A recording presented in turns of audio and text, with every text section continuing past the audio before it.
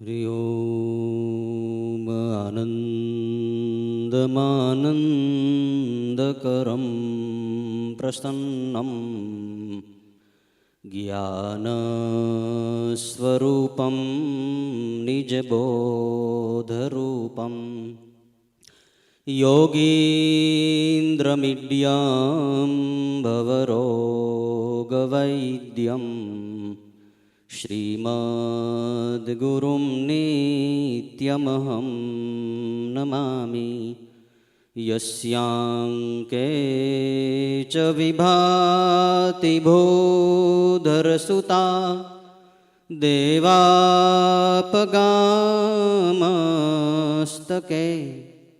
भाले बालविधुर्गले च गरलम् यस्योरसि व्यालराट् सोऽयं भूतिविभूषणः सर्वाधिप सर्वदा शर्वः सर्वगतः शिवः शशिनिभः श्रीशंकर पातु माम्। ओम शांति शांति शांति। सद्गुरु भगवान की जय। सनातन धर्म की जय। आत्मेश्वर महादेव की जय। रामकृष्ण भगवान की जय। हनुमान जी महाराज की जय। ओम नमः पार्वती पतये। हर हर महादेव।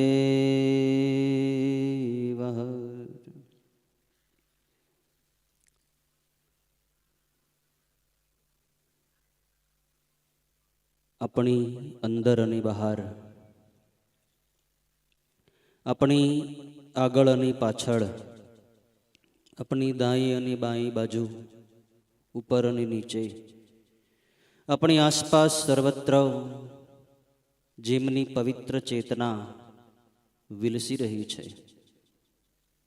जेवो आपणे सौने अंदरथी परमात्मानी प्राप्तिना मार्ग तरफ आगळ वधारी रह्या छे, एवा अपना सौना वहाला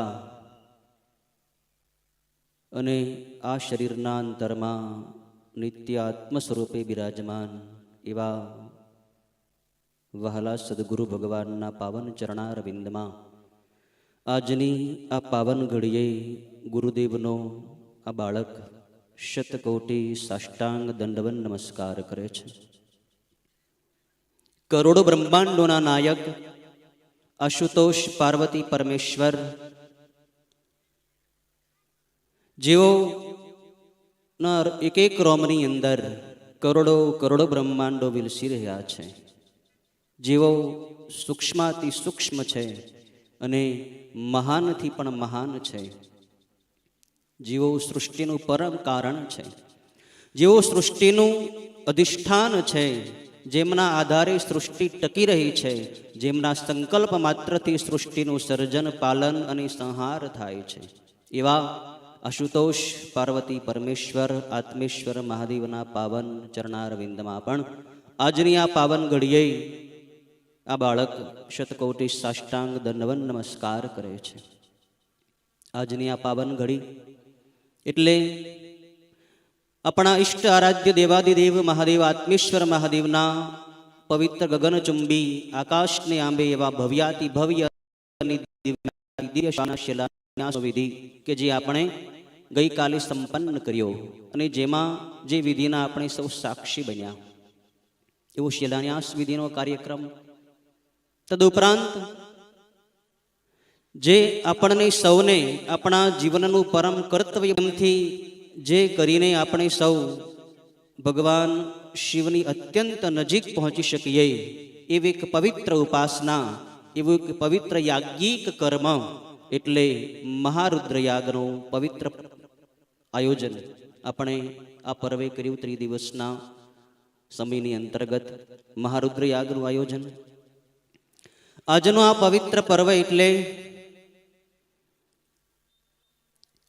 ભગવાન શિવનું જે સ્વરૂપ છે એવો પંચાક્ષર મહામંત્ર ઓમ નમઃ શિવાયનું લેખન, જે માત્ર સુરતના જ નહીં પણ સૌરાષ્ટ્ર સહિત સુરતના સર્વે ગુરુજીના સત્સંગી સેવક સમુદાય દ્વારા 11 કરોડ માત્ર નહીં, 11 કરોડથી પણ વધારે, મને એમ લાગે છે કે કદાચ 15 કરોડથી પણ વધારે મંત્રલેખન થયું છે.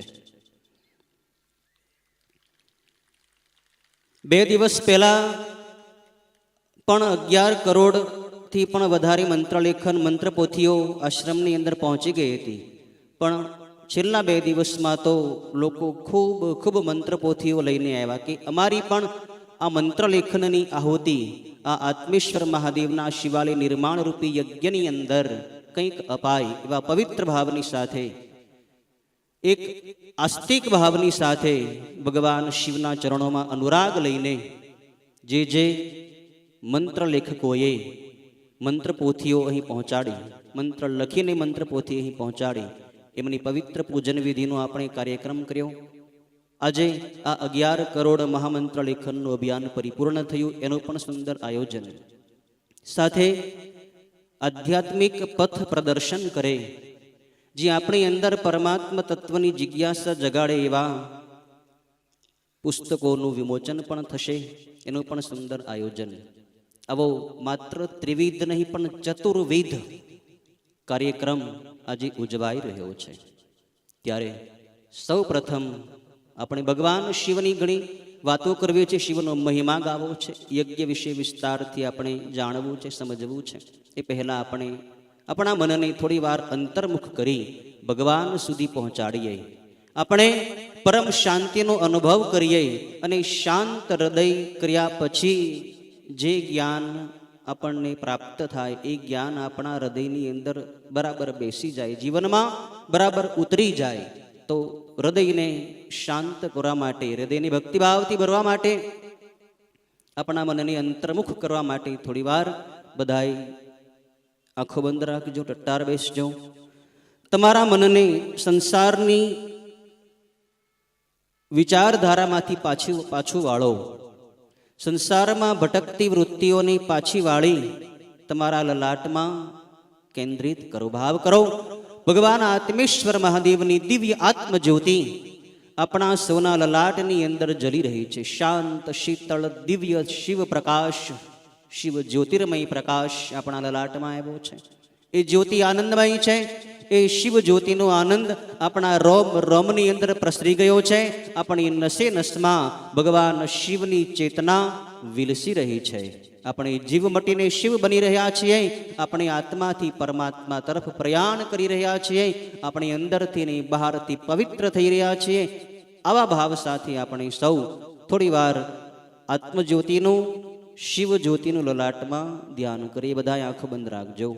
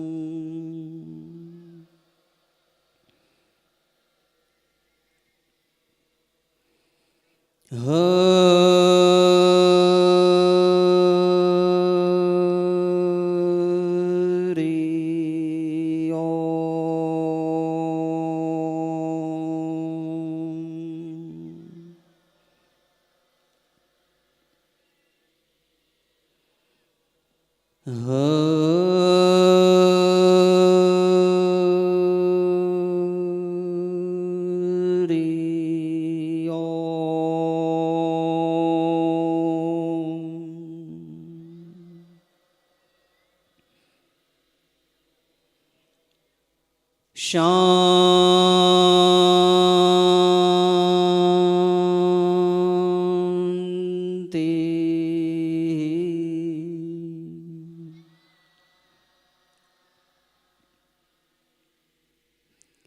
સુશાંતિરભવતુ.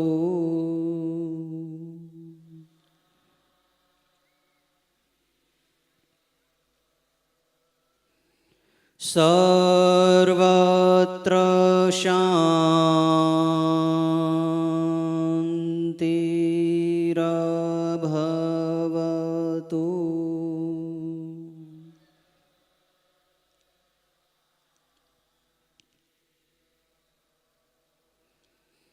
શિવોહમ શિવોહમ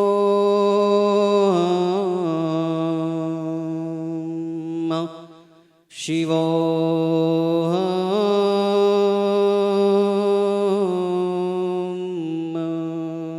શિવોહમ.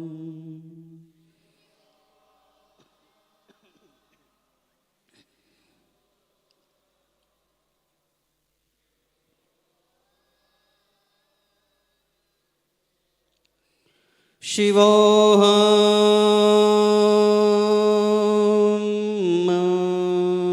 શિવોહમ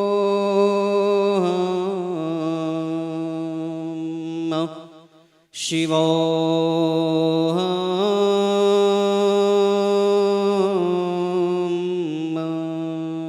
શિવોહમ.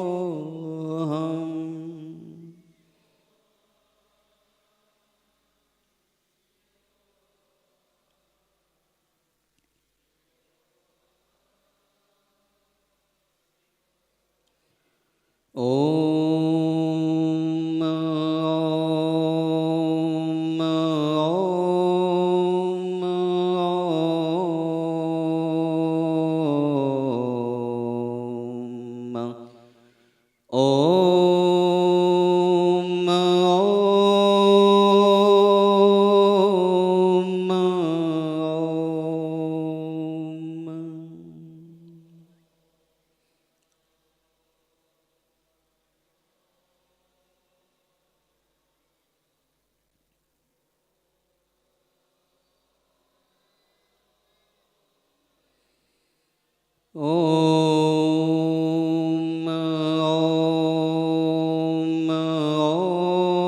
ઓમ ઓમ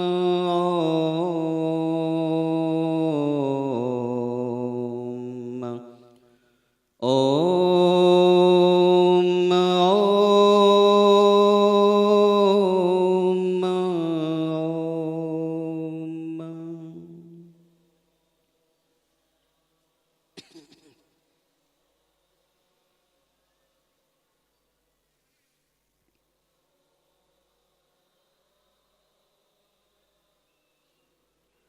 શિવ શિવ શિવ શિવ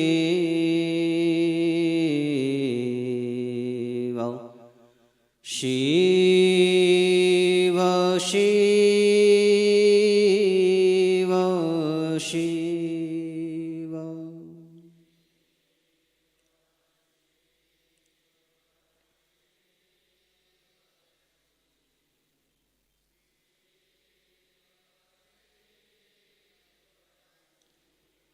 પૃથ્વી શિવ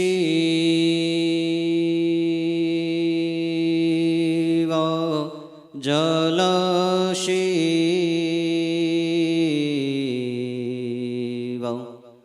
શિવ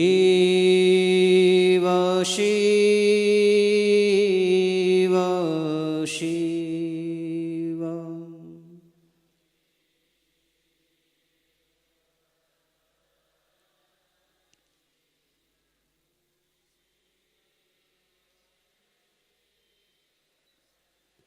તેજ શિવ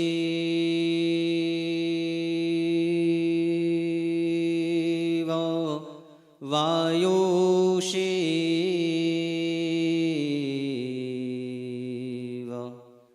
શિવ શિવ શિવ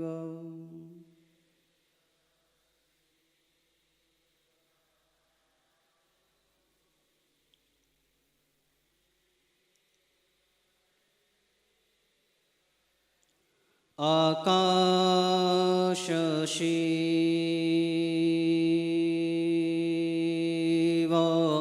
બ્રહ્મ શિવ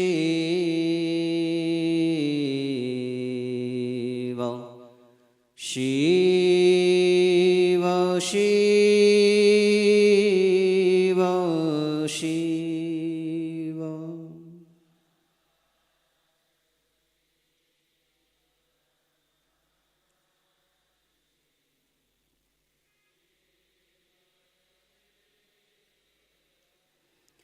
જ્યાં દેખું ત્યાં બધે શિવ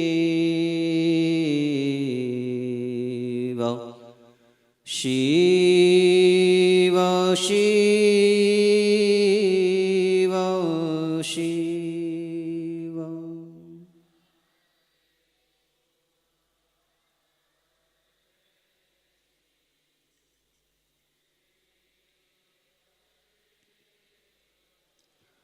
ઓમ નમઃ શિવાય ઓમ નમઃ શિવાય ઓમ નમઃ શિવાય ઓમ નમઃ શિવાય ઓમ નમઃ શિવાય ઓમ નમઃ શિવાય ઓમ નમઃ શિવાય નમઃ શિવાય ઓમ નમઃ શિવાય ઓમ નમઃ શિવાય ઓમ નમઃ શિવાય ઓમ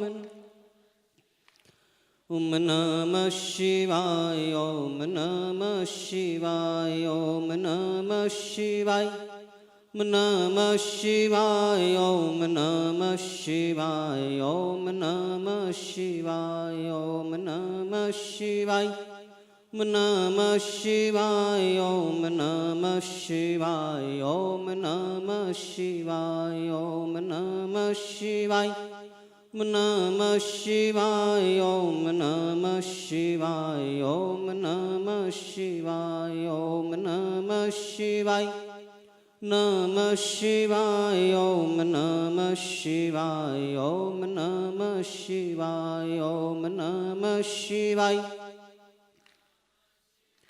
ઓમ નમઃ શિવાય ઓમ નમઃ શિવાય ઓમ નમઃ શિવાય નમઃ શિવાય ઓમ નમઃ શિવાય ઓમ નમઃ શિવાય ઓમ નમઃ શિવાય નમઃ શિવાય ઓમ નમઃ શિવાય ઓમ નમઃ પાર્વતી પતયે હર હર મહાદેવ.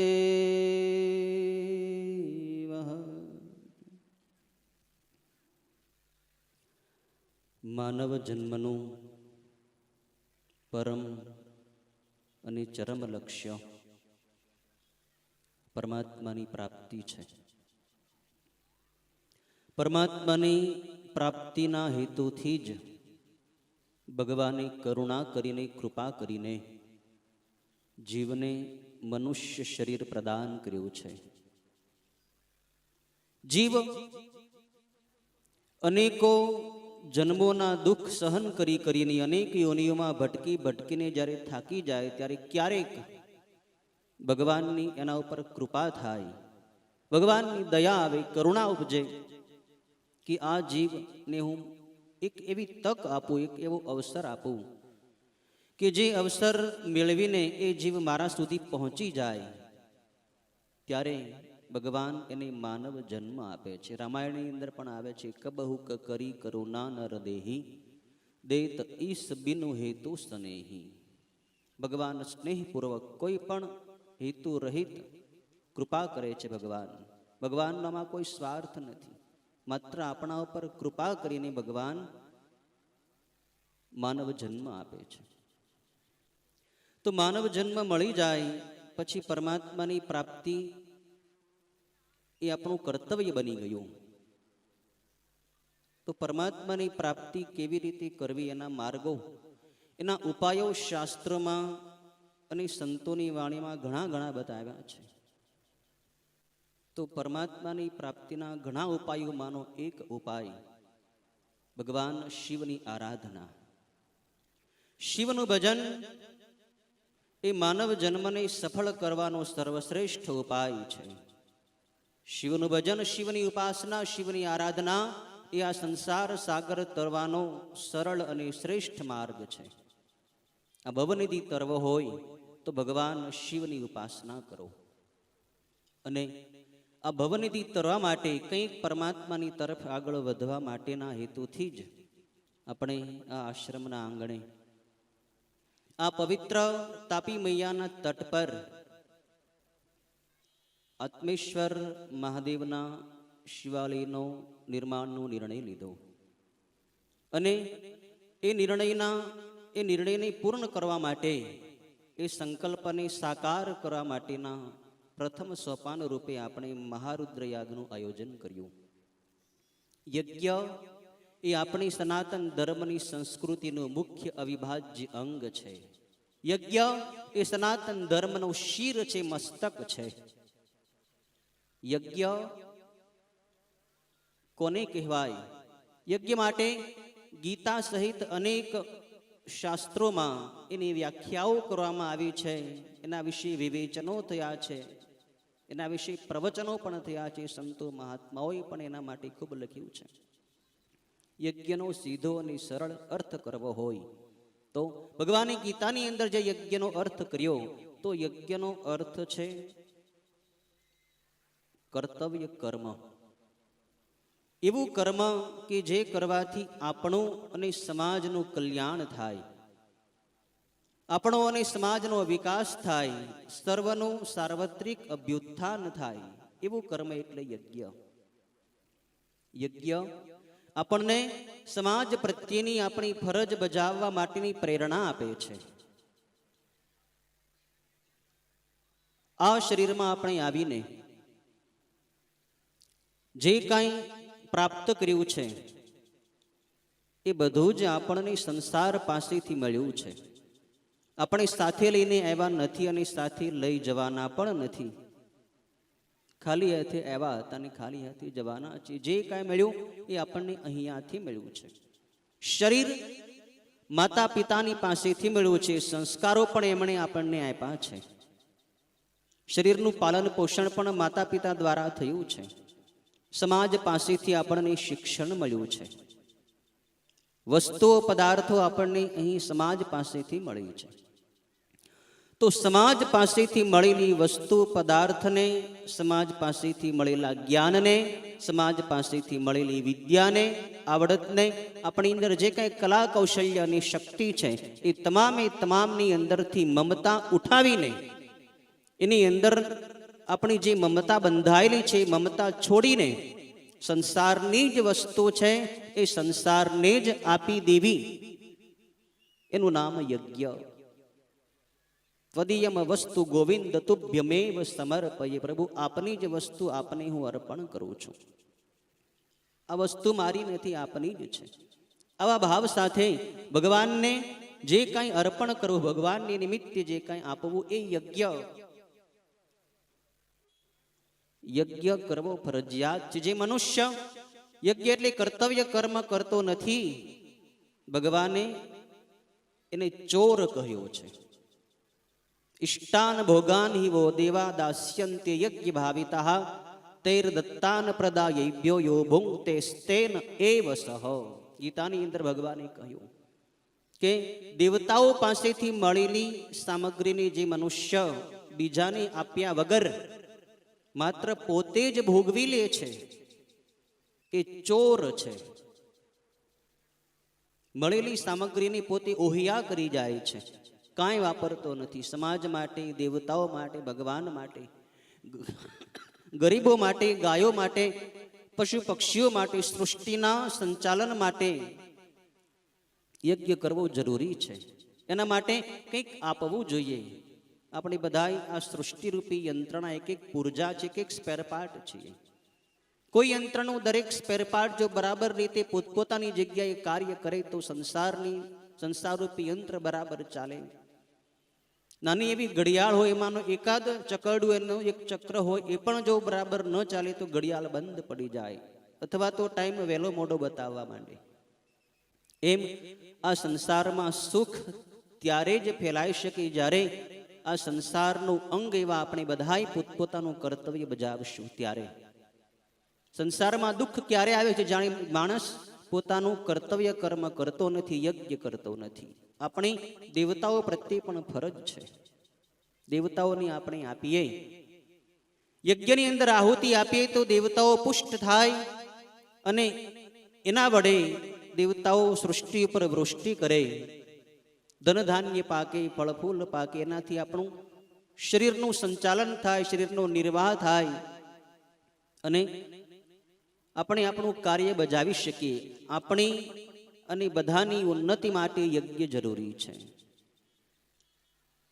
યજ્ઞાર્થાત કર્મણોન્યત્ર લોકોયમ કર્મ બંધન તદર્થમ કર્મ કૌંદેય મુક્ત સંગઃ સમાચર. યજ્ઞ સિવાયના જે કર્મો છે એ કરીને મનુષ્ય કર્મોથી બંધાય છે. માટે ભગવાન કહે છે કે હે કૌંતેય, તું યજ્ઞ માટે જ કર્તવ્ય કર્મ કર, એટલે કે બીજાના હિત માટે જ કર્મ કર. યજ્ઞ કરવો જરૂરી છે. યજ્ઞ એમાં પણ મહારુદ્ર યાગ, એનું તો અતિ અતિ મહાત્મ્ય છે. શાસ્ત્રોમાં તો ખૂબ લખ્યું છે, જેમાં શતરુદ્રીના પવિત્ર મંત્રો વડે, શુક્લ યજુર્વેદના પવિત્ર મંત્રો વડે ભગવાન શિવને ઉદ્દેશીને યજ્ઞની અંદર આહુતિ અપાય. કેટલું દિવ્ય વાતાવરણ બની જાય. તમે લોકો 2 દિવસથી તો અનુભવ કરી રહ્યા છો. આ મહારુદ્ર યાગની ચેતના, આ વેદના મંત્રોનો ધ્વનિ આ આશ્રમની અંદર માત્ર પ્રસરીને નહીં, આપણા હૃદયને પણ સ્પર્શી રહ્યો છે.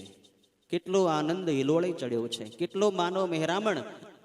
અહીંના આશ્રમના ટ્રસ્ટીઓએ કલ્પના પણ નહોતી કરી કે આટલા બધા લોકો આ યજ્ઞના દર્શન માટે, આ ત્રિવિધ મહોત્સવ માટે, એનો લાભ લેવા માટે આવશે.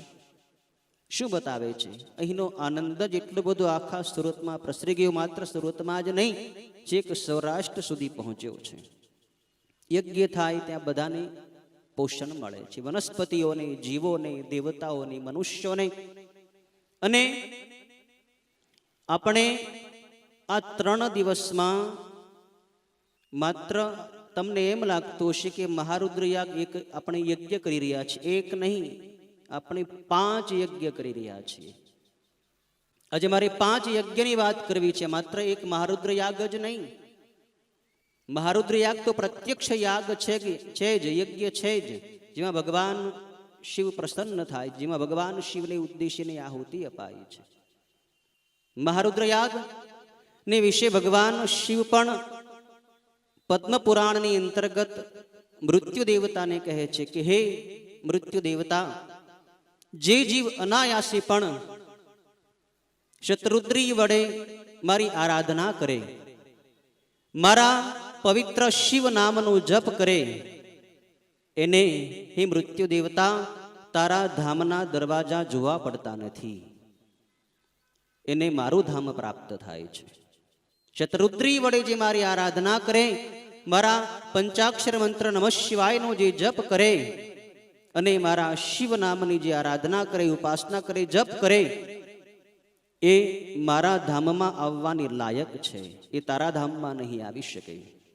એ મૃત્યુ દેવતા, તમે યમરાજને જેને મારો સંદેશ સંભળાવી દેજો કે જે મારા ભક્તો છે, જે મારી ઉપાસના કરે છે, જે ભસ્મ લગાવીને રુદ્રાક્ષ ધારણ કરીને મારી પૂજા કરે છે, મારું ધ્યાન કરે છે, એને તમારે વંદન કરવા. મારો ભક્ત યમરાજ માટે પણ વંદનીય છે.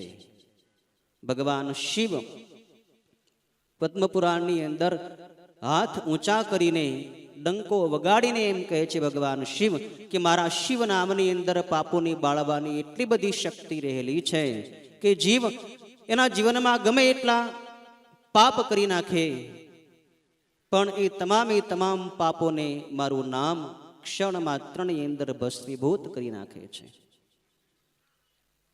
શિવ નામ રૂપી કુહાડીથી પાપરૂપી પર્વતો અનાયાસે કપાઈ જાય છે. એ સત્ય છે, એમાં બિલકુલ સંશય નથી. શિવેતિ નામ દાવાગ્નેર મહાપાતક પર્વતા ભસ્મી ભવંત્યનાયાસાત સત્યમ ન સંશય. એમાં કોઈ શંકાને સ્થાન નથી કે શિવ નામનો જપ કરવાથી બધાય પાપો બળીની ભસ્મ થઈ જાય. ત્યારે આ યજ્ઞની અંદર આપણે ભગવાન શિવના જ નામના જપ કરીને ભગવાનની આહુતિ આપીએ છીએ. આજે તો ભગવાન શિવના સહસ્ત્ર નામ વડે ભગવાનની આહુતિ આપી છે. શતરુદ્રીય જે રુદ્રાષ્ટાધ્યાયનો 5મો અધ્યાય છે, એમાં ભગવાન શિવના 100 નામો વર્ણવેલા છે. એ નામ વડે ભગવાનની આપણે આહુતિ આપી. બહુ અનેરો એનો મહિમા છે. મહારુદ્ર યાગ એ પ્રત્યક્ષ યાગ.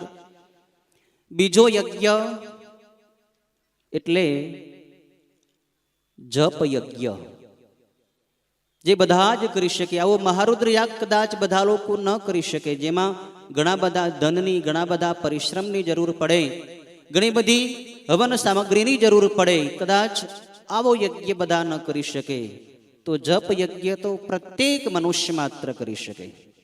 અને જપ યજ્ઞને ભગવાને ગીતામાં પોતાનું સ્વરૂપ બતાવ્યું, પોતાની વિભૂતિ બતાવી. યજ્ઞાનામ જપ યજ્ઞોસ્મિ. ભગવાને કહ્યું કે દરેક પ્રકારના યજ્ઞમાં જપ યજ્ઞ હું છું. અને મને આનંદ છે કે આપ સૌએ સાથે મળીને 11 કરોડ મહામંત્ર લેખનનું અભિયાન ટૂંક સમયની અંદર પરિપૂર્ણ કરી બતાવ્યું. આ મોટામાં મોટો જપ યજ્ઞ આપણે આજે પરિપૂર્ણ કર્યો. આ બીજો યજ્ઞ જપ યજ્ઞ. બધા ખાસ કરીને બહેનો માતાઓ એમાં ખૂબ મોટો સહકાર આપ્યો છે. મંત્રલેખન કોરામાં બહેનો માતાઓનો બહુ મોટો સિંહ ફાળો છે. બહેનો માતાઓ જ્યારે નવરા પડશે ત્યારે મંત્ર લખશે, જ્યારે બધા ભેગા મળશે ત્યારે ધૂન બોલશે, પ્રાર્થનાઓ બોલશે. અહીં આશ્રમમાં પણ સેવા કાર્ય કરતા હોય બહેનો માતાઓ, ત્યારે સૌરાષ્ટ્રે સોમનાથ હમચ શ્રીશૈલી મલ્લિકાર્જુન 12 જ્યોતિર્લિંગનું સ્તોત્ર બોલે, શંભુ શરણે પડી બોલે, પંચાક્ષર સ્તોત્ર. કેવા ધૂન કીર્તન કરતા કરતા સેવા કરતા જાય, કેટલું પવિત્ર વાતાવરણ બને. બહેનો માતાઓની અંદર ભક્તિભાવના વિશેષ હોય છે. ધન્ય છે એમને. બીજો યજ્ઞ જપ યજ્ઞ. ત્રીજો યજ્ઞ આત્મયજ્ઞ. ભગવાન આત્મેશ્વર મહાદેવનું શિવાલય આપણે નિર્માણ કરવાનો પવિત્ર સંકલ્પ કર્યો. નામકરણ પહેલા કરી દીધું, આત્મેશ્વર મહાદેવ. શા માટે આવું નામકરણ આપણે કર્યું? મંદિરો તો ઘણા છે, એમાં ભગવાનના અનેકો નામ છે. ભગવાન શિવના નામ તો એટલા બધા છે. સહસ્ત્ર નામ મહાભારતની અંદર લગભગ 4-5 વખત આવે છે. શિવપુરાણની અંદર પણ શિવ સહસ્ત્ર નામ આવે છે. ભગવાનના એટલા બધા નામો છે. પણ એ ભગવાન સુધી પહોંચવા માટે શિવ તો એક નિરાકાર તત્વ છે. શિવ એક અલૌકિક તત્વ છે. શિવ એક ચૈતન્ય તત્વ છે. શિવ સુધી પહોંચવા માટે જડનો સહારો છોડવો પડે. શિવ પરમ ચૈતન્યમય છે. ચૈતન્યની પ્રાપ્તિ કરવા માટે જડતાનો ત્યાગ કરવો પડે. જડતાના સહયોગથી ચૈતન્યની પ્રાપ્તિ અસંભવ છે. જ્યાં સુધી આપણે જડતાનો ત્યાગ નહીં કરીએ ત્યાં સુધી શિવ સુધી આપણે નહીં પહોંચી શકીએ. જડતા શું છે? મુખ્ય જડતા છે આ શરીર હું છું. શરીરને પોતાનું સ્વરૂપ માની લેવું આ જડતા છે. અહીંયાથી જ બધા બંધનો, બધા દુઃખ, બધા કર્મો ચાલુ થાય છે. શરીરને પોતાનું સ્વરૂપ માની લેવાને કારણે આપણે જન્મોથી અજ્ઞાનના અંધારામાં ભટકી રહ્યા છીએ. અહીંયા આ જડતાના મૂળ ઉપર જ આપણે પ્રહાર કરવો છે. આ જડતાને આપણે તોડવી છે. એ તોડવા માટે જ નામકરણ કર્યું છે આત્મેશ્વર મહાદેવ. તમે આત્મા છો. આત્મા બનશો તો આત્મેશ્વર સુધી પહોંચી શકશો. તમે આત્મા બનો. તમને અંદર શિવાલયની અંદર જઈને અહેસાસ થવો જોઈએ, અનુભૂતિ થવી જોઈએ કે હું અને શિવ બે અલગ નથી. કોઈ પણ કર્મ હોય, કોઈ પણ ઉપાસના હોય, કોઈ પણ આરાધના હોય, કોઈ પણ સાધના હોય, યજ્ઞ, જપ, તપ, વ્રત, ઉપવાસ, ધ્યાન, મંત્રલેખન, અનેકો ઉપાસનાઓ, આરાધનાઓ છે, સાધનાઓ છે, પણ બધી સાધનાઓનું ફળ શું છે? આત્મતત્વની અનુભૂતિ.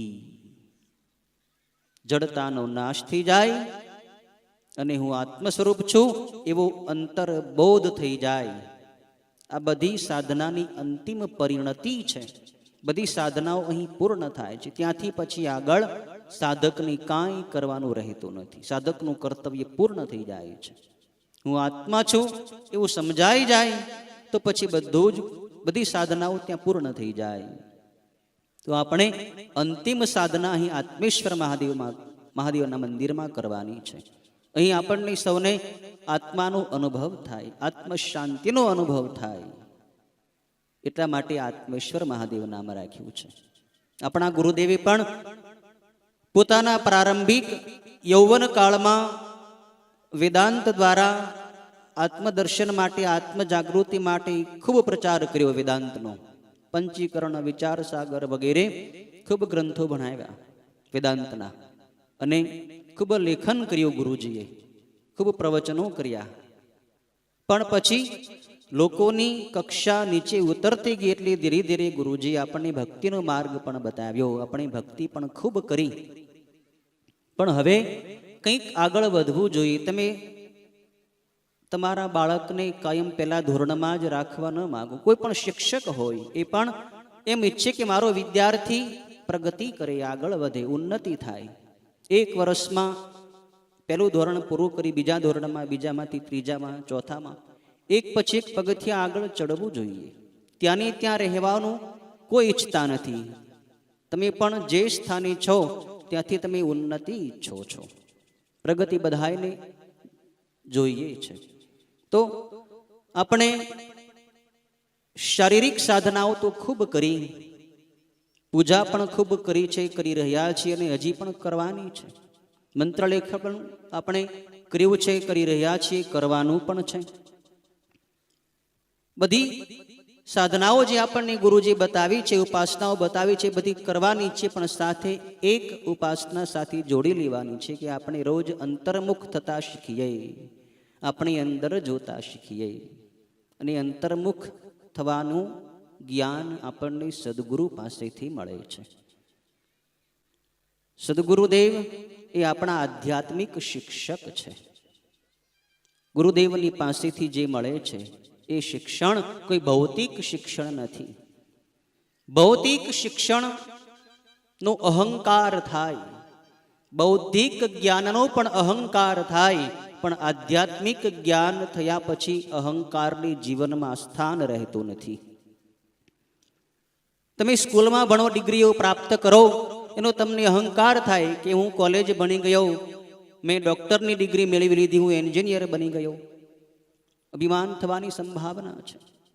કેમ કે તમે શિક્ષણ જે લીધું છે ભૌતિક, એ શરીર વડે લીધું છે, અને અહંકાર એ પણ શરીરની જ ઉત્પત્તિ છે. શરીરમાંથી જ અહંકાર પ્રગટે છે, શરીર ભાવથી જ અહંકાર પ્રગટે છે. શરીરના સ્તર ઉપર જ અહંકાર ઉદ્ભવે છે.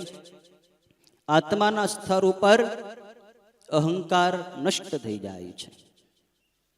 બૌદ્ધિક જ્ઞાન તમે ખૂબ મેળવી લીધું હોય, ખૂબ જાણી લીધું હોય, વેદો, શાસ્ત્રો, પુરાણો ભણી લીધા હોય, એમનો પણ અહંકાર થાય કે હું પંડિત છું, હું વિદ્વાન છું, હું ચતુર છું, હું હજારો લોકોને આશ્ચર્યચકિત કરી શકું એમ છું, મારી અંદર ઘણી બધી કળાઓ છે, મારી પાસે ઘણું બધું જ્ઞાન છે, એનો પણ અહંકાર થઈ શકે. પણ જ્યારે ગુરુદેવની પાસેથી તમને આત્મજ્ઞાન પ્રાપ્ત થાય, અને એ જ્ઞાન ગુરુ મુખેથી ન આપે, એ જ્ઞાન ગુરુદેવ કોઈ પુસ્તકમાંથી ન આપે, એ જ્ઞાન ગુરુદેવની અંદરથી સતત પ્રવાહિત થતું જ હોય છે. જ્યારે તમે ગુરુદેવની શરણે પોતાનો આત્મા સમર્પિત કરો ત્યારે એ જ્ઞાન ગુરુદેવને આપવું પડતું નથી, એ જ્ઞાન તમારે લેવું પડતું નથી. એ જ્ઞાન આપવા અને લેવાના વ્યવહારથી પરનું જ્ઞાન છે. એ જ્ઞાન આપોઆપ અંદરથી પ્રગટી જાય છે. માત્ર શરણે થવાની જરૂર છે. શરણે થયા વગર જ્ઞાન ગુરુદેવની પાસેથી પણ ન મળી શકે. અર્જુન ભગવાનની સાથે જ રહેતા હતા, ભગવાનની સાથે રમતા હતા, જમતા હતા. ભગવાન કૃષ્ણની સાથે એમને ગાઢ પ્રેમ હતો. પણ જ્યાં સુધી અર્જુન કુરુક્ષેત્રના મેદાનમાં ભગવાનની શરણે ન થયા અને શિષ્યત્વ ન સ્વીકાર્યું, ત્યાં સુધી ભગવાને એમને ગીતાનું જ્ઞાન ન આપ્યું. પણ જ્યારે અર્જુન શરણે થઈ ગયા, શિષ્યસ્તેહમ શાધિમામ ત્વામ પ્રપન્નમ, જ્યારે અર્જુને ભગવાનને કહ્યું કે પ્રભુ, હું આપનો શિષ્ય છું, આપને શરણે છું, આપ મને મારા કલ્યાણનું જ્ઞાન આપો, મારા કર્તવ્યનું જ્ઞાન આપો, મારે શું કરવું અને શું ન કરવું એનું જ્ઞાન મને આપો. આવી રીતે શરણાગતિ જ્યારે અર્જુને સ્વીકારી, ત્યારે જ ભગવાનની અંદરથી ગીતાનું જ્ઞાન પ્રગટ થયું અને અર્જુનની અંદર એ જ્ઞાન આવી ગયું. એ જ્ઞાન છેલ્લે અર્જુને સ્વીકાર્યું કે પ્રભુ, જેમ આપ કહેશો એમ હું કરીશ. નષ્ટો મોહ સ્મૃતિર્લબ્ધા તત્પ્રસાદાન મયાચ્યુત સ્થિતોસ્મિ ગત સંદેહ કરીશ્યે વચનમ તવ. પ્રભુ, જેમ આપ કહેશો એમ હું કરીશ. કરીશ્યે વચનમ તવ. ભગવાનની આજ્ઞાનો સ્વીકાર કર્યો અને ભગવાનની આજ્ઞા પ્રમાણે એમણે યુદ્ધ કર્યું. અર્જુનના શોકનું, મોહનું નિવારણ ભગવાનની કૃપાથી થઈ ગયું. કહેવાનું તાત્પર્ય એ છે કે આત્મજ્ઞાન એ અંદરથી પ્રગટે છે, ગુરુની કૃપાથી પ્રગટે છે, ગુરુની શરણાગતિથી પ્રગટે છે. તો ગુરુજીએ આપણને જે જ્ઞાન આપ્યું છે એને આપણે આત્મસાત કરવાનું છે. અને આત્મસાત કરવા માટે આત્મા બનવું પડે. અને આત્મા બનવા માટેની પ્રેરણા તમને મળે એટલા માટે આત્મેશ્વર મહાદેવનું શિવાલય આપણે આ આત્મયજ્ઞ કરી રહ્યા છીએ, જેમાં આપણને આપણા આત્મ સ્વરૂપનું જ્ઞાન થશે. આત્મયજ્ઞ 3 યજ્ઞ થયા: મહારુદ્રયાગ, જપયજ્ઞ, આત્મયજ્ઞ. ચોથો યજ્ઞ અન્નદાનનો યજ્ઞ, જે આપણા આશ્રમના આંગણે સતત ચાલી રહ્યો છે. ગયા મકર સંક્રાંતિના પર્વથી શ્રી ગુરુ પ્રસાદ અન્ન ક્ષેત્રનો શુભારંભ થઈ ગયો છે. અને રોજ દિન પ્રતિદિન લોકો ગુરુદેવના પ્રસાદનો લાભ લઈ રહ્યા છે. એક પવિત્ર સ્થાનની અંદર ગુરુદેવની પ્રસાદી રૂપી અન્ન આરોગીને પોતાના તનને અને મનને લોકો પવિત્ર કરી રહ્યા છે. લોકો કેટલા લાભ લે છે. રોજ દિવસે દિવસે અન્ન ગ્રહણ કરવાની, પ્રસાદ ગ્રહણ કરવાની જેમની ભાવના, એ લોકો આવીને ખૂબ પ્રસાદ ગ્રહણ કરે છે. રોટલીનું મશીન લાવવું પડ્યું, બહેનો પહોંચતા નથી. બહેનો માતાઓ રોજ રોટલી વણવા માટે આશ્રમમાં સેવા કરવા માટે આવે છે, પણ પહોંચતા નથી, એટલે રોટલીનું નવું મશીન લાવવું પડ્યું બનાવવાનું. એટલે લોકોને કેટલી ભાવના છે. મને તો પરેશભાઈ એમ કહેતા હતા કે સ્વામીજી, અહીંયા લોકો જમવા માટે કોણ આવશે? પણ હજી તો મકર સંક્રાંતિનો પર્વ થોડાક દિવસ પહેલા જ ગયો, અત્યાર સુધીમાં લોકો કેટલા રોજે રોજ સંખ્યા વધતી જાય છે. એટલે અન્નદાન રૂપી યજ્ઞ આ પેટની અંદર, જઠરાગ્નિ બધાની અંદર બળી રહ્યો છે, જલી રહ્યો છે. એની અંદર અન્નની આહુતિ આપવી એ પણ યજ્ઞ જ છે. અન્નરૂપી આહુતિ આપીને આપણે બધાય ક્ષુધિતોને, ક્ષુધાતુરોને, ભૂખ્યાની અન્ન જમાડીને બહુ મોટામાં મોટો યજ્ઞ કરી રહ્યા છીએ. આશ્રમના આંગણે લોકોની તૃપ્તિ મળી રહી છે. આશ્રમમાં આવીને કોઈ જમશે તો એમને યાદ રહેશે કે મેં આ આશ્રમનો પ્રસાદ લીધો છે. અહીંનો સ્વાદ, અહીંની પવિત્રતા એમના માત્ર શરીરને જ નહીં, એમના મનને પણ સ્પર્શી જશે. એને બીજી વાર આવવાનું મન થશે. એટલે આપણા ગુરુદેવે ટીમ્બી હોસ્પિટલે પણ ગુરુ કૃપા અન્ન ક્ષેત્ર ચાલુ કરાવ્યું, ભૂખ્યાને અન્ન મળી રહે. આ મોટો યજ્ઞ છે, અન્નદાન યજ્ઞ. ચોથો યજ્ઞ, પાંચમો યજ્ઞ જ્ઞાનદાનનો, પુસ્તક વિમોચનનો. પુસ્તક દાન, જ્ઞાનદાન એ પણ મોટો યજ્ઞ છે. જ્ઞાન વગર જીવ આંધળો છે.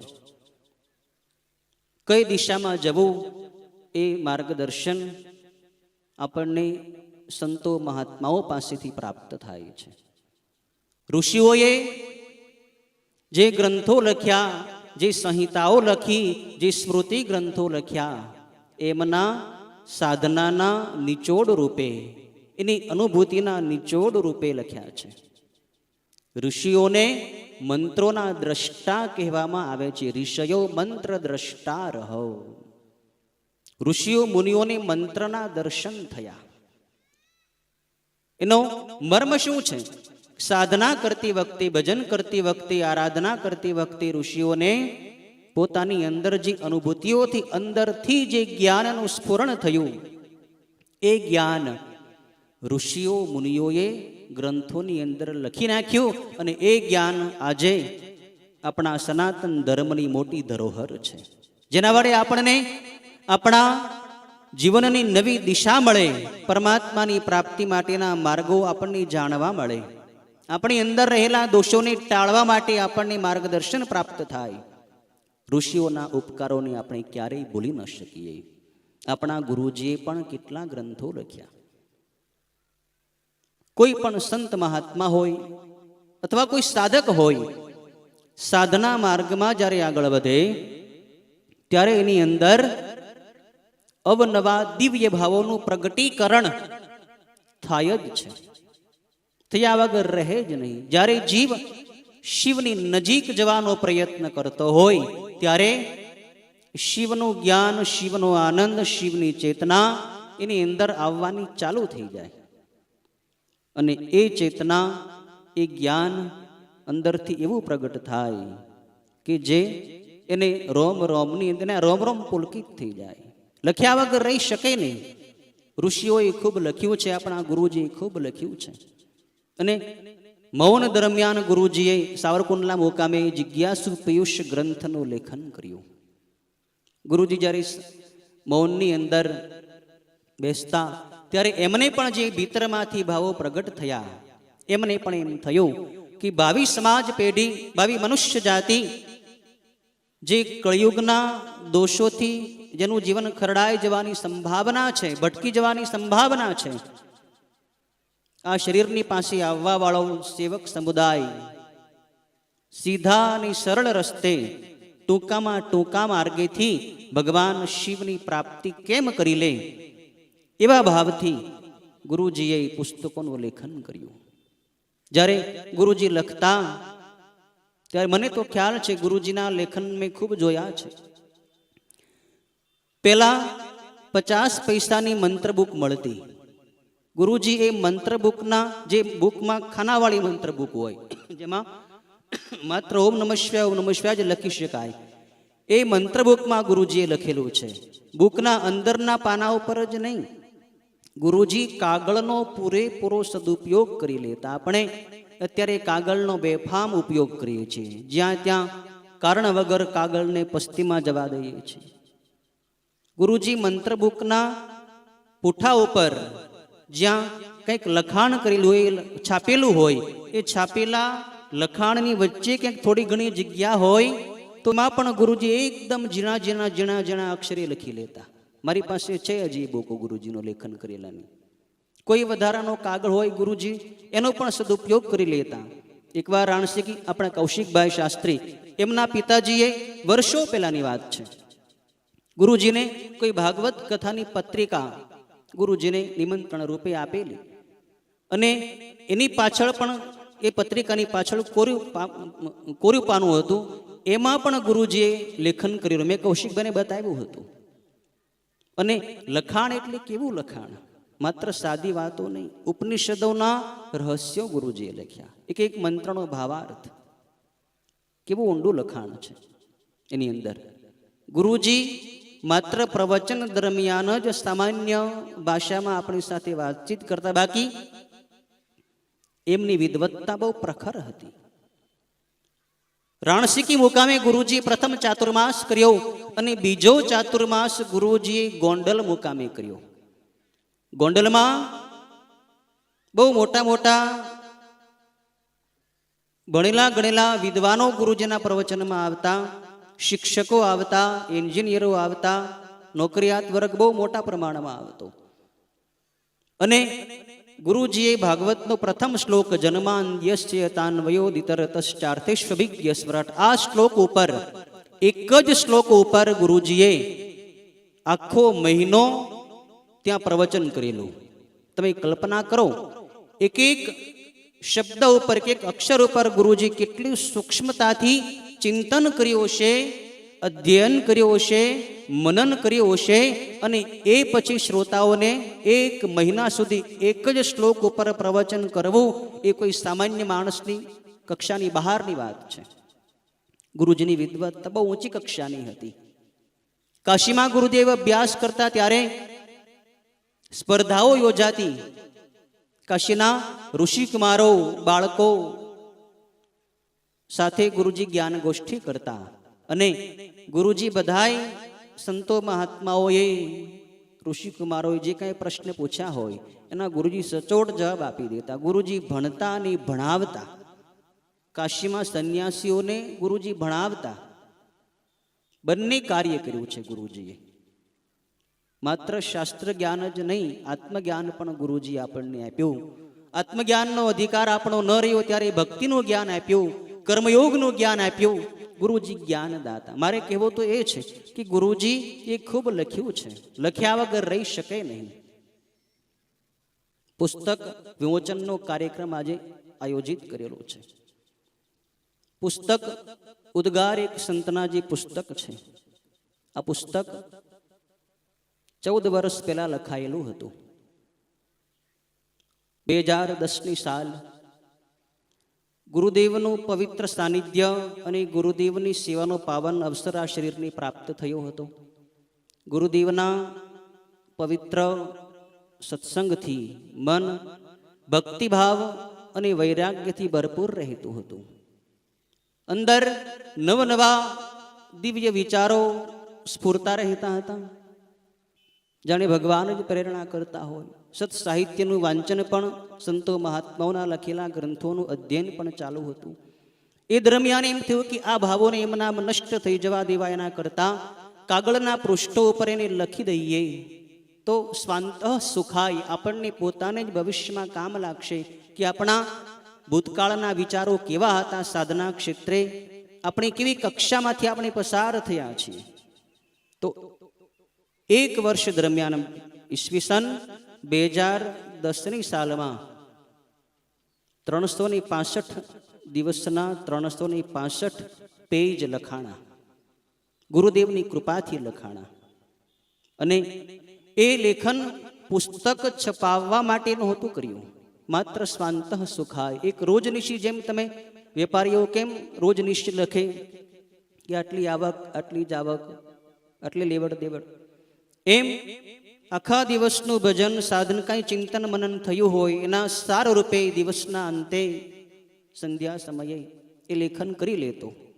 એમ નામ પડ્યું હતું. પણ પછી એ જ લખેલી પુસ્તિકા જ્યારે મારા હાથમાં મેં થોડા સમય પહેલાં જ લીધી, થોડું વાંચ્યું ત્યારે થયું કે આ જો પુસ્તક રૂપે આને પ્રકાશિત કરીએ તો બીજા સાધકોને પણ આ કામ લાગશે. એને પણ વાંચન કરીને પરમાત્માની પ્રાપ્તિ માટેની પ્રેરણા મળશે. એને પણ સંસારના ભોગોમાંથી વૈરાગ્ય થશે, એ પણ પરમાત્માની નજીક જશે.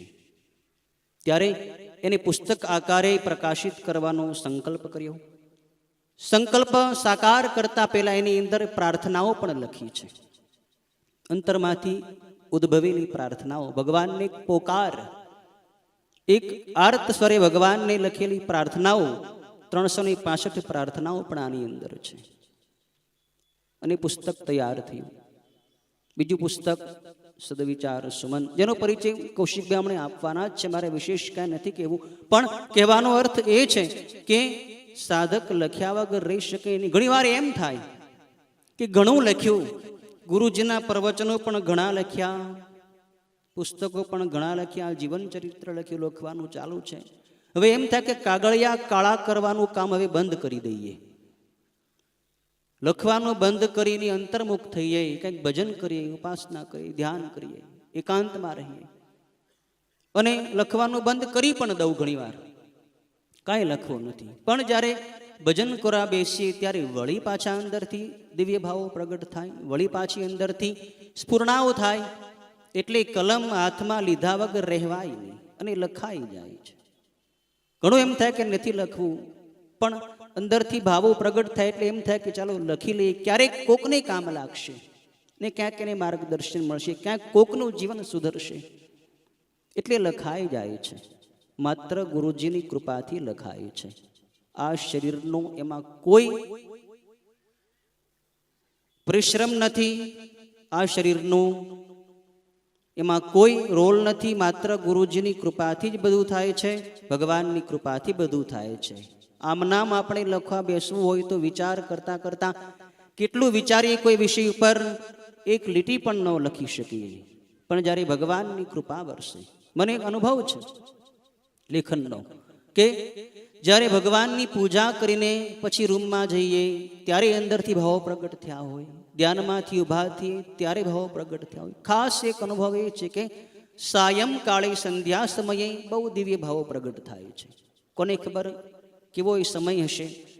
સાયંકાળે આવા સમયે અંદરથી ખૂબ સારા સારા વિચારો ભાવો પ્રગટ થાય અને ત્યારે વધારે લખાય છે. ક્યારેક વહેલી સવારમાં વધારે લખાય છે પૂજા કર્યા પછી.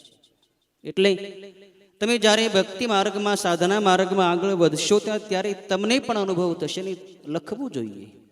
આપણે લખીએ, ભલે પ્રચાર માટે નહીં, પણ આપણી સ્થિતિનો આપણને ખ્યાલ આવે એટલા માટે લખવું જોઈએ. પુસ્તકનું લેખન એ જ્ઞાન યજ્ઞ છે. આવા 5 મહાયજ્ઞો આપણે આજના પવિત્ર દિવસે પૂર્ણ કરી રહ્યા છીએ. ગુરુદેવની ખૂબ કૃપા છે, ભગવાનની ખૂબ અનુકંપા છે કે આપણા સુરતના આંગણે માત્ર 1 વર્ષમાં આવો દિવ્ય આશ્રમ, ભવ્ય આશ્રમ નિર્માણ પામી રહ્યો છે. ભગવાન શિવની આરાધનામાં હજારો નરનારીઓ આવીને અહીં જોડાય છે. ભગવાન શિવની ભક્તિ વિશે લોકોને કેટલી ભાવના છે. ખાસ આ કળિયુગની અંદર ભગવાનના નામનો મહિમા બહુ મોટો છે. શિવ નામનો જપ એ સંસાર સાગર તરવાનો શ્રેષ્ઠ ઉપાય છે. બીજું તમે કાંઈ ન કરો તો કાંઈ નહીં, માત્ર ભગવાનના નામનો જપ કરો અને પ્રાર્થના કરો. બધા જ કરી શકે, પ્રાર્થના ને જપ બધા જ કરી શકે. અનાયાસે પણ જો મનુષ્ય શિવના નામનો જપ કરવા માંડે ને તો એના પાપને બાળીને ભગવાન એને પોતાના ધામનો અધિકારી બનાવી દે છે. એક નામની અંદર એટલી પવિત્ર શક્તિ રહેલી છે. ભવસાગર તરવા માટે નામ એ નૌકા છે. ભગવાન શિવ પોતે જ પદ્મ પુરાણની અંદર વાત કરે છે કે મારા 100 નામ, મૃત્યુંજય નામ, હર, શંભુ, શિવ, આ બધા જ નામોની અંદર પાપોને બાળવાની અદ્ભુત શક્તિ રહેલી છે. અનાયાસે પણ શિવનું નામ રટાઈ જાય તો જીવ ભગવાનને પામી જાય છે. એક કથા નાનકડી આવે છે. એક શિકારી પોતાના શિકારી મિત્રોની સાથે શિકાર ખેલા માટે, મૃગિયા મારવા માટે જંગલમાં ગયો અને બધાય શિકારીઓએ છુપાઈને હરણિયાઓના ટોળાને જોયું અને પછી જે મુખ્ય શિકારી હતો એણે જોયું કે હરણાનું ખૂબ મોટું ટોળું છે. એટલે પોતાના શિકારી મિત્રોને એણે સાવધાન કરવા માટે શબ્દ પ્રયોગ કર્યો. આહર અસ્ત્રમ સંહર એતો પ્રહર પ્રહર. પહેલાના સમયમાં સંસ્કૃત ભાષા જ હતી હો, આ બીજી બધી ભાષાઓ કોઈ નહોતી. શિકારીઓ પણ સંસ્કૃતની અંદર વાતચીત કરતા. સંસ્કૃત ભાષા એ આપણી વેદ ભાષા છે, દેવ ભાષા છે. દેવલોકમાં, સ્વર્ગલોકમાં જાઓ તો ત્યાં પણ સંવાદ સંસ્કૃત ભાષામાં જ થાય. આ શિકારીએ પોતાના શિકારી મિત્રોને કહ્યું કે આહર અસ્ત્રમ એટલે કે તમે અસ્ત્ર લાવો, શસ્ત્ર લાવો જલ્દી. સંહર એટલે સંહર એતો એટલે કે આનો સંહાર કરો. પ્રહર પ્રહર એટલે આની ઉપર પ્રહાર કરો, પ્રહાર કરો. જલ્દી કરો, જલ્દી કરો, મૃગ લાવો, ભાગી ન જાય. એમ કરતા કરતા પાછા પગલે એ શિકારી જતો હતો. એનો પગ એક કાળોતરા નાગ ઉપર પડી ગયો, સર્પદંશ થયો અને ત્યાં જ એનું મૃત્યુ થયું. યમરાજ એમને લેવા માટે આવ્યા, પણ અંત સમયે એમણે આહાર અસ્ત્રમ સંહરે તો પ્રહર પ્રહર, આ બોલતા બોલતા પણ ભગવાનના હર નામનું ઉચ્ચારણ કર્યું. આહરમાં હર આવી જાય, સંહરમાં હર આવી જાય, પ્રહરમાં હર આવી જાય. બોલો, એને મનમાં કાંઈ શિવનું ચિંતન નહોતું, ભગવાનનું ભજન એણે જિંદગીમાં ક્યારેય કર્યું જ નહોતું, કોઈ સત્કર્મ કર્યા નહોતા, માત્ર શિકાર કરીને પાપ કરીને પેટ ભરતો હતો. આવો નરાધમ પાપી જીવ પણ અનાયાસે ભગવાનનું નામ બોલતો બોલતો એણે શરીર છોડ્યું. ભગવાન શિવ એમને લેવા માટે આવ્યા. યમરાજને કહ્યું કે મારા ધામનો અધિકારી છે. હર નામની અંદર પાપોની બાળવાની બહુ મોટી અદ્ભુત શક્તિ રહેલી છે. અને હર હર હર બધે બોલ્યું જ છે. ભલે એણે પોતાનો ઉદ્દેશ શિકારનો હતો, પણ શિકારના ઉદ્દેશથી પણ મારા નામનો જપ થઈ ગયો ને, માટે મારા ધામમાં આવશે. આવા તો અનેકો દ્રષ્ટાંતો પુરાણોની અંદર, શાસ્ત્રોની અંદર બતાવવામાં આવ્યા છે. શિવ નામનો જપ એ જીવને ભવસાગરથી પાર ઉતારી દે છે. એટલે બીજું કાંઈ ન કરી શકો તો ભગવાનના નામનો જપ કરો. આત્મેશ્વર મહાદેવના શિવાલયનું નિર્માણ થઈ રહ્યું છે. તમને એમ થાય કે 11 કરોડનું મંત્રલેખનનું અભિયાન પૂર્ણ થયું, પણ હજી આપણે મંત્રલેખન ચાલુ જ રાખવાનું છે. સાધનાનો ક્યારેય અંત ન હોય. સાધના એ સાધકનો પ્રાણ હોય છે. શ્વાસ લીધા વગર જેમ માણસ જીવી શકે નહીં, એમ સાધના કર્યા વગર સાધક રહી શકે નહીં. સાધના એ શ્વાસ પ્રશ્વાસની સાથે જોડાઈ જવી જોઈએ. સાધનાનો ભાર સાધકને લાગે નહીં. સુગંધનો ભાર જેમ પુષ્પને ન લાગે, એમ સાધનાનો ભાર સાધકને ન લાગે. સાધના કોઈ વેઠ નથી, અંદરથી જ ભાવના જેવી પ્રગટે કે મારે ભજન કરવું છે, મારે નામ જપ લખવો છે, મંત્રલેખન કરવું છે, મારે ધ્યાન કરવું છે. અંદરથી જ એવું જ્યારે થાય ત્યારે સમજવું કે આપણે સાધનાના માર્ગમાં કંઈક આગળ વધ્યા છીએ. એટલે માનવ જન્મ આવો ભગવાનની કૃપાથી આપણને પ્રાપ્ત થયો, તો આ જન્મ પ્રાપ્ત કરીને આપણે ભગવાન શિવની આરાધના કરીએ. આ સુરત આશ્રમના માધ્યમથી હજારો હજારો જીવોનું કલ્યાણ થવાનું છે. અને માત્ર અહીં આપણે સાધનાના જ નહીં, સેવાના પ્રકલ્પો પણ શરૂ કરવાના છે. આશ્રમના ટ્રસ્ટીઓને થનગનાટ છે. મને વિપુલભાઈ, હરસુખભાઈ ઘણીવાર વાત કરી, સ્વામીજી આપણે અહીંના આશ્રમના ટ્રસ્ટના માધ્યમથી સેવાકીય પ્રવૃત્તિ પણ ચાલુ કરવી છે. એટલે થોડા જ દિવસ પહેલાં હું તરસમિયા આશ્રમે હતો, ત્યારે એક પ્રેસ કોન્ફરન્સ બોલાવવામાં આવી હતી. 30-35 વર્તમાન પત્રોના, સમાચાર પત્રોના બધા પ્રેસ રિપોર્ટરો આવ્યા હતા. અને એવો એક પછી એક પ્રશ્ન પૂછતા હતા. એ વખતે તિથિનો કાર્યક્રમ હતો આપણે ત્યાં, એનો હું જવાબ બધાને આપતો હતો. એમાં એક પ્રેસ રિપોર્ટરે મને એવો પ્રશ્ન કર્યો, સ્વામીજી તમારી સંસ્થાનું આગામી આયોજન શું છે, આગામી તમારો વિચાર શું છે? મેં એમને વાત કરી કે અમે સુરત મુકામે એક ભવ્ય અને દિવ્ય આશ્રમ બનાવી રહ્યા છીએ. ત્યારે એમણે પ્રશ્ન કર્યો કે એ આશ્રમના માધ્યમથી તમારું આગામી આયોજન શું છે? ત્યારે મેં એમને ત્યાં વાત કરી હતી કે એક વિચાર એવો પણ છે કે આ આશ્રમના માધ્યમથી, આ આશ્રમના ટ્રસ્ટના માધ્યમથી, સુરત આશ્રમના માધ્યમથી એક નાનેથી શરૂઆત કરીને એક નાનકડી હોસ્પિટલ બને, જ્યાં જેમ આપણે ટીમ્બી મુકામે ની કૃપાથી આરોગ્ય યજ્ઞ ચાલી રહ્યો છે, એવો જ એક બીજો યજ્ઞ આ સુરતના આંગણે પણ ચાલુ થાય.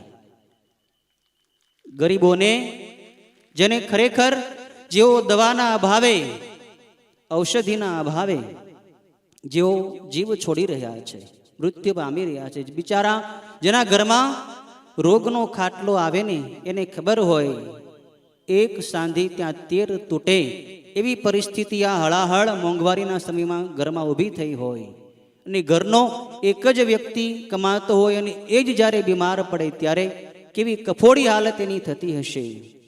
આવા દિન દુખી દર્દી નારાયણની સેવાને માટે આવો એક શુભ સંકલ્પ અમે ત્યાં કર્યો છે સુરત આશ્રમે. એટલે ગુરુદેવની કૃપા હશે અને તમારા બધાયનો જો સાથ સહકાર હશે અને આત્મેશ્વર મહાદેવની પરમ અનુકંપા હશે તો હવે આ સુરતના આંગણે હોસ્પિટલ નિર્માણનું જે ભવિષ્ય છે એ બહુ દૂર મને નથી લાગતું, નજીક લાગે છે. એટલે ગુરુદેવની કૃપા એક પછી એક આપણા બધાની ઉપર વરસી રહી છે. સેવા અને સાધનાથી આપણો આશ્રમ કાયમ માટે ભાવિ મનુષ્ય જાતિ માટે એક બહુ મોટો કેન્દ્ર બની રહેશે. આશ્રમના માધ્યમથી સૌનું કલ્યાણ થશે.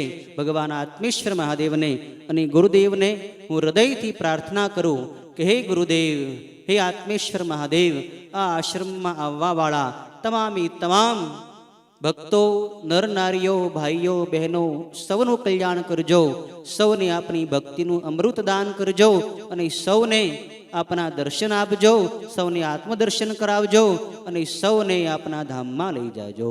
ઓમ પૂર્ણમદઃ પૂર્ણમિદં પૂર્ણાત પૂર્ણમુદચ્યતે પૂર્ણસ્ય પૂર્ણમાદાય પૂર્ણમેવાવશિષ્યતે.